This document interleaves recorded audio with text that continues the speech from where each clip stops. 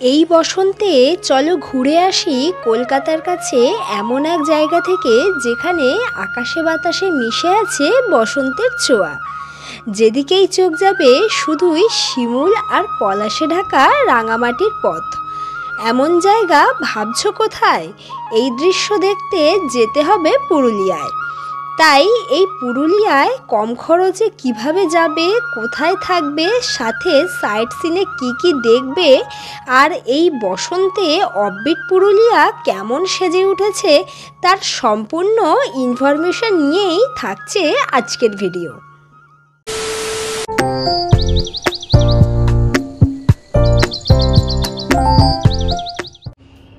Hello guys, welcome to our channel edge with travel. তো আরও একটা নতুন ব্লগে সবাইকে স্বাগত। আর আমি সায়নী আরও একটা নতুন জায়গার খোঁজ দিতে কিন্তু আমি চলে এসেছি।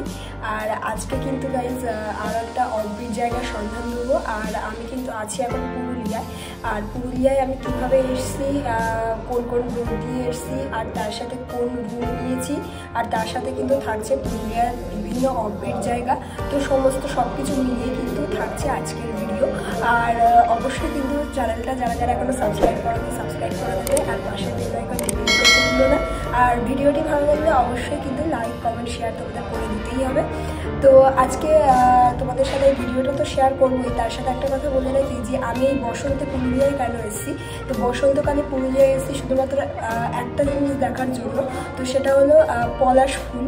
তো পলাশ ফুল তো দেখবো, তার সাথে পুরুলিয়ার সমস্ত সাইট সিন ঘুরবো আর তোমাদের সাথে শেয়ার করবো। তো অবশ্যই তোমরা ভিডিওটা দেখতে থাকো আর আমার সাথে থাকো। এবারে আমরা পুরুলিয়া ভ্রমণে বেরিয়েছিলাম নিজেদের বাইক নিয়ে। তবে যারা ভাবছো ট্রেনে করে পুরুলিয়া আসবে তাদের উদ্দেশ্যে বলে রাখি, পুরুলিয়া আসার জন্য হাওড়া থেকে অনেক ট্রেনই পেয়ে যাবে। তার মধ্যে দুপুর 12:50 হাওড়া রাঁচি ইন্টারসিটি সুপারফাস্ট এক্সপ্রেসে চেপে চলে আসতে পারো পুরুলিয়ায়। তবে পুরুলিয়া স্টেশনে না নেবে বরাঘুম স্টেশনে নামতে হবে। ট্রেনের ভাড়া পড়বে 145 টাকা। স্টেশনের বাইরে থেকে বাস অথবা যে কোনো গাড়ি পেয়ে যাবে হোটেলে যাওয়ার জন্য। তবে এবারে আমাদের পুরুলিয়া ভ্রমণ ছিল বাইকে করে, তাই ন্যাশনাল হাইওয়ে ধরে পূর্ব বর্ধমান ও বাঁকুড়ার সোনামুখীর উপর দিয়ে আমরা পৌঁছে গেছিলাম পুরুলিয়ায়। তবে পুরুলিয়ায় পৌঁছালেও পুরুলিয়ার হোটেল না নিয়ে আমরা হোটেল নিয়েছিলাম পুরুলিয়ার ঝালদা টাউনে। কারণ এই ঝালদা টাউন থেকে পুরুলিয়ার সব সাইট সিন আর বিভিন্ন অফবিট জায়গাগুলির দূরত্ব অনেক কম। আমাদের ঝালদায় পৌঁছাতেই অনেক সন্ধে হয়ে গেছিল, তাই এবার একটা হোটেল নেওয়ার পালা। ঝালদার অনেকগুলো হোটেলের মধ্যে থেকে আমাদের এই হোটেলটি বেশ পছন্দ হয়েছিল। হোটেলের নাম বিনায়ক। এই হোটেলের রুমগুলো যেমন পরিষ্কার পরিচ্ছন্ন তেমনই হোটেলের ভাড়াও অনেক কম। আমাদের রুমের ভাড়া পড়েছিল নন এসি রুম 650 টাকা। এছাড়া এই হোটেলে 4 হুইলার অথবা 2 হুইলার পার্কিংয়ের জন্য আলাদা জায়গা আছে। তেমনি হোটেলে ঝালদা মার্কেটের একদম মাঝখানে হওয়ায় খাওয়া দাওয়ারও কোনো সমস্যা নেই। পরদিন সকালে আমরা ব্রেকফাস্ট করেই বেরিয়ে পড়েছিলাম পুরুলিয়ার সাইট সিন দেখার জন্য। হোটেল থেকে বেরোনো মাত্রই পুরুলিয়ার সকালের সৌন্দর্য দেখে সত্যি মুগ্ধ হয়েছিলাম। কারণ আমাদের হোটেলের পেছনেই ছিল লাল পলাশে ঢাকা ছোট বড় অনেক পাহাড়। কথায় বলে বসন্তকালে পুরুলিয়ার জঙ্গলে নাকি পলাশের আগুন লাগে, তবে বাস্তবে যে সেটা সত্যি দেখতে পাবো তা ভাবিনি। এই সব সৌন্দর্য দেখতে দেখতেই আমরা চলেছি পুরুলিয়ার ফার্স্ট সাইট সিন চড়িদা গ্রামে। রাস্তা দিয়ে যেতেই গাইজ আর একটা সুন্দর জায়গা দেখে আমরা দাঁড়িয়ে পড়লাম। আর দেখতে পাচ্ছ জায়গাটা জাস্ট অনবদ্য লাগছে। এইদিকেও একটা বড় পাহাড়, আর ওই সাইডে তো ভর্তি পলাশ, আর এইদিকেও দেখো কত বড় পাহাড়। আর দুটো পাহাড়ের মাঝখান দিয়ে কিন্তু রাস্তা চলে গেছে। তো আমরা রাস্তা দিয়ে যেতে যেতেই হঠাৎই দাঁড়িয়ে পড়লাম। এত সুন্দর একটা লোকেশন, যেটা তোমাদের সাথে না শেয়ার করে আমি সত্যি থাকতে পারলাম না। তো দেখো তোমরা, জায়গাটা অনবদ্য লাগছে, পুরো অসাধারণ, মানে কি বলবো এখানকার সৌন্দর্য। তো ঝালদায় তো অনেকেই এসছো, কে কে এই অফবিট জায়গাগুলো তোমরা দেখেছো তারা অবশ্যই কিন্তু আমাকে কমেন্ট করে জানিও। আর এখন যাচ্ছে আরও একটা অফবিট প্লেসের সন্ধানে, তো সেটা তো তোমাদের সাথে শেয়ার করবো। তোমরা ভিডিওটা দেখতে থাকো আর সাথে থাকো। এটাই হলো পুরুলিয়ার চরিদা গ্রাম, যাকে মুখোশ গ্রামও বলা হয়ে থাকে। এখানে মূলত পুরুলিয়ার বিখ্যাত ছৌ নাচের মুখোশ তৈরি ও বিক্রি হয়। প্রতিদিনই এই গ্রামে প্রচুর পর্যটক এসে ভিড় করে পুরুলিয়ার বিখ্যাত ছৌ নাচের মুখোশ দেখার জন্য। এই চরিদা গ্রামে প্রচুর দোকান আছে, যেখানে বিভিন্ন দামে বিভিন্ন রকমের মুখোশ তৈরি হয় আর সেগুলো বিক্রি হয়।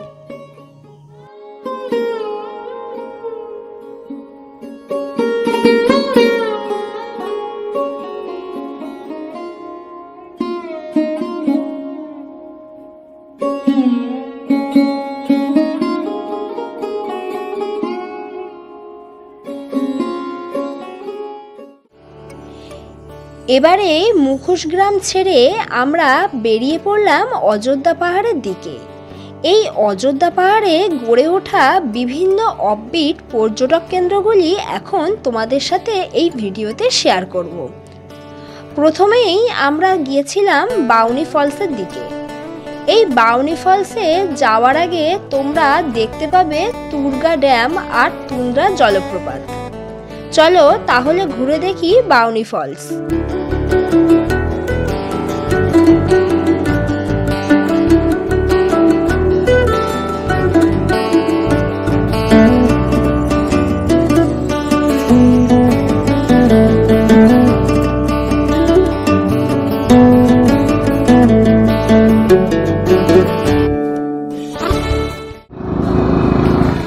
গাইস, আমরা কিন্তু এখন যাচ্ছি বাউনি ফলসে। তো তোমরা দেখছো নিশ্চয়ই ভিডিওটা, আর অসাধারণ প্রাকৃতিক সৌন্দর্য। কারণ আমরা কিন্তু এখন একদমই পাহাড়ের মানে একদমই ওপরে আছি। বেশ কিছুটা রাস্তা আমরা অতিক্রম করেছি আগে, আর রাস্তার একধারে দেখতে পাচ্ছ খাদ, আর এক ধারে কিন্তু বড় পাহাড়, আর তার মাঝখান দিয়ে কালো পিচের রাস্তা, আর দুপাশেই কিন্তু জঙ্গল, সবুজে ঘেরা জঙ্গল। তো অসাধারণ একটা প্রকৃতির মানে মধ্যে দিয়ে আমরা এখন যাচ্ছি। সত্যি এগুলো দেখলে চোখ জুড়িয়ে যায়, আর তোমাদের সাথে শেয়ার করছি। অবশ্যই জানিও যে তোমাদের কেমন লাগছে পুরুলিয়ার এইসব অফবিট প্লেসগুলো। তো যেসব ট্যুরিস্টরা এখানে এসছে দেখতেই পাচ্ছ, এখানে প্রচুর গাড়ি পার্কিং করে রেখেছে। আর এবারে আমরা সামনেই নামবো, কারণ সামনেই বাউনি ফলস। আর এখানে দেখতে পাচ্ছ, এখানেই লেখা আছে বাউনি জলপ্রপাত, যেটা সামনে আছে। আর প্রচুর লোক এখানে এসছে, তার জন্য কিন্তু গাড়ি পার্কিং করে রেখেছে, আগেই দেখিয়েছি। আর এই সাইডেই সেই পাহাড়টা। তো এখানে কোনো এক জায়গায় গাড়ি পার্কিং করব। চলো তাহলে গাড়ি থেকে এখন নামা যাক।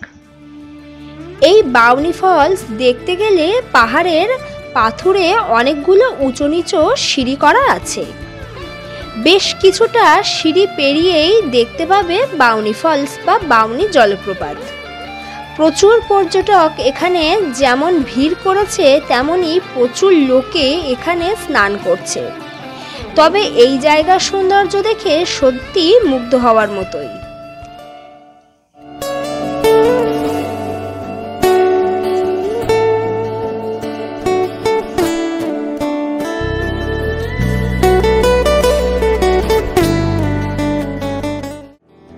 এবারে বাউনি ফলস থেকে আমরা চলেছি মার্বেল লেকের দিকে।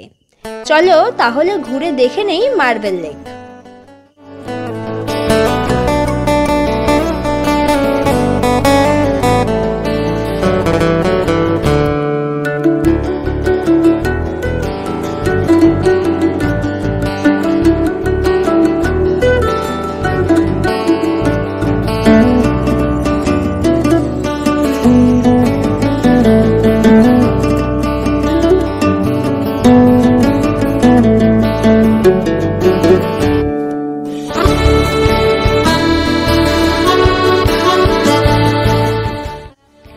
এটাই হলো মার্বেল লেক। পুরুলিয়ার অযোধ্যা পাহাড়ের এই মার্বেল লেককে অনেকটা ঘাটশিলার বুরুডি লেকের মতো দেখতে লাগে। তবে সব কিছু থেকে বিচার করলেও এই মার্বেল লেকের সৌন্দর্য কিন্তু কোনো অংশেই কম নয়।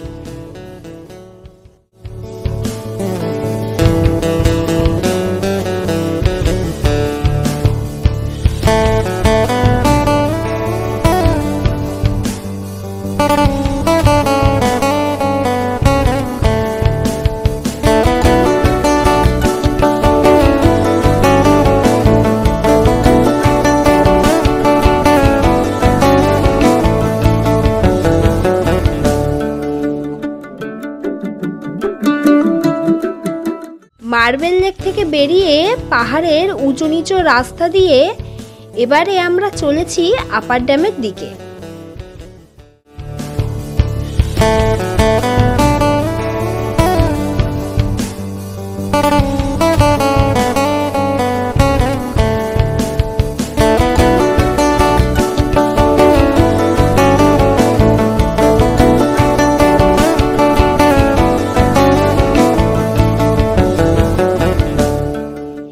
এটাই হলো আপার ড্যাম।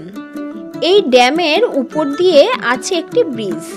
প্রচুর পর্যটক এখানে ভিড় করেছে ছবি তোলার জন্য, কারণ একদিকে গভীর জলরাশির সৌন্দর্য, অন্যদিকে লাল পলাশ আর সবুজে ঘেরা জঙ্গল, আর ছোট বড় পাহাড়ের মাঝখান থেকে সূর্যাস্তের অসাধারণ দৃশ্য। সবকিছু মিলিয়ে এখানে আসলে মনে হবে প্রকৃতি যেন তার নিজের ইচ্ছা মতো ঢেলে সাজিয়েছে জায়গাটি।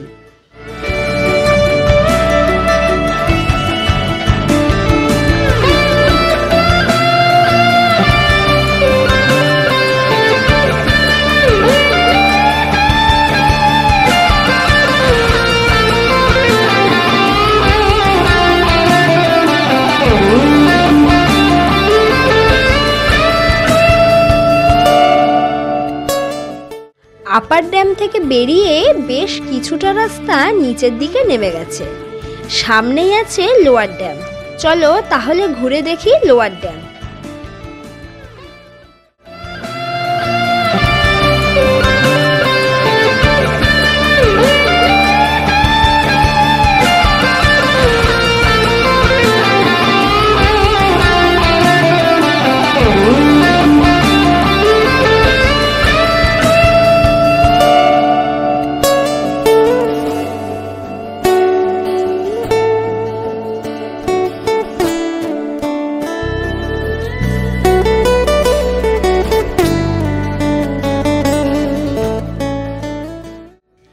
আমরা অলরেডি চলে এসেছি লোয়ার ড্যাম দেখতে, আর সামনেই যে জলরাশি দেখতে পাচ্ছ ওটাই হলো লোয়ার ড্যাম। এই লোয়ার ড্যামের পাশেই আছে লাহরি শিব মন্দির। তাই লোয়ার ড্যাম দেখতে আসলে অবশ্যই এই জাগ্রত শিব মন্দিরটি দর্শন করতে কিন্তু ভুলো না।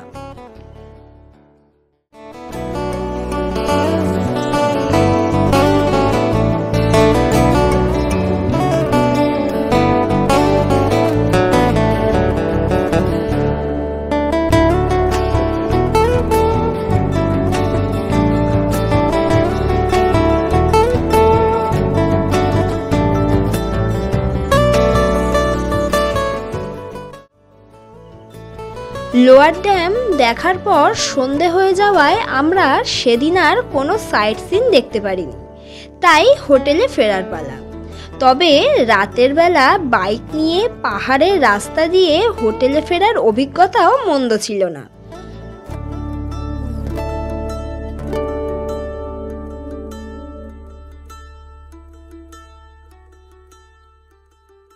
A few moments later. পরদিন সকালে হোটেল থেকে চেক আউট করে ব্যাগ নিয়ে বেরিয়ে পড়েছিলাম বাড়ি যাওয়ার জন্য। তবে তার আগে অযোধ্যা পাহাড়ের মুরগুমা ড্যাম দেখার বড় ইচ্ছা ছিল, তাই আমরা বাড়ি যাওয়ার আগেই রওনা দিয়েছিলাম মুরগুমা ড্যামের দিকে।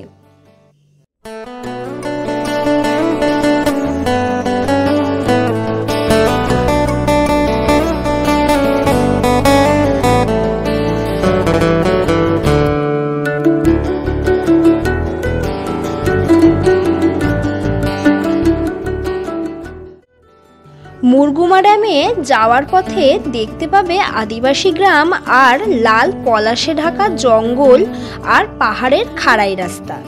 পুরুলিয়ার অন্যান্য সাইট সিনের মতো এই মুরগুমা ড্যামের সৌন্দর্যও অসাধারণ ছিল। তবে এবারে আমাদের বাড়ি ফেরার পালা। এবছরের মতো পুরুলিয়া ভ্রমণ আমাদের কমপ্লিট।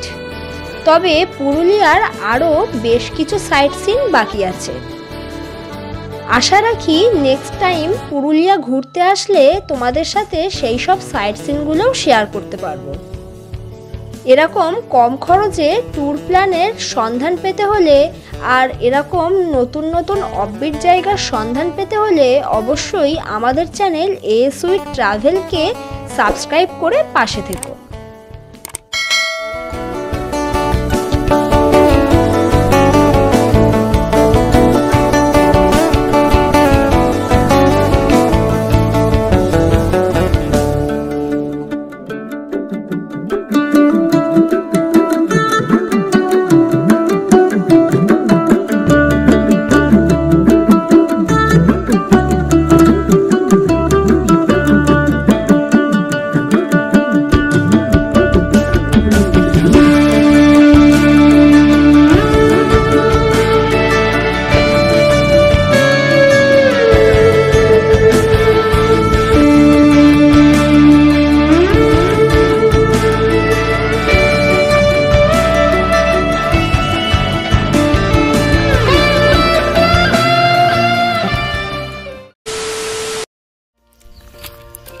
তো গাইস, আজকের ব্লগটা কেমন লেগেছে অবশ্যই কিন্তু আমাকে জানিও।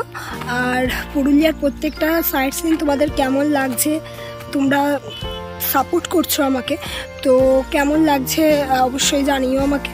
তো আজকের ব্লগটা কিন্তু এখানে স্টপ করে দিচ্ছি। দেখা হবে আবার তোমাদের সাথে নেক্সট ব্লগে। তো চলো তাহলে আজকের মতো টাটা।